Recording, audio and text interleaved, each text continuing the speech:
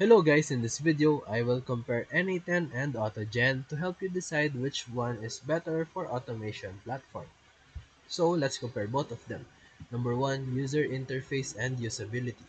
N8n provides a visual, low-code interface that's easy for both technical and non-technical users.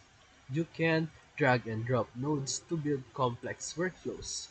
On the other hand, AutoGen is more of a developer-focused, relying on Python and API setups. It's powerful but less intuitive for beginners. Number 2, customizability and control.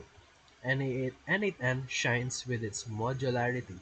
You can create custom nodes, integrate various services, and even self-host for full control, while AutoGen offers deeper control for LLM-based automations and multi-agent systems, but it requires more manual configuration.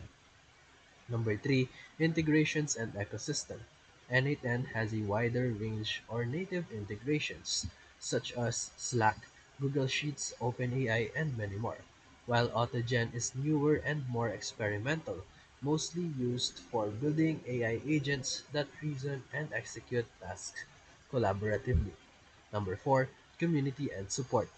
N8n has a robust community with regular updates and enterprise support, while AutoGen is growing, which is backed by Microsoft, but it lacks the maturity and active plug-in ecosystem that N8n has.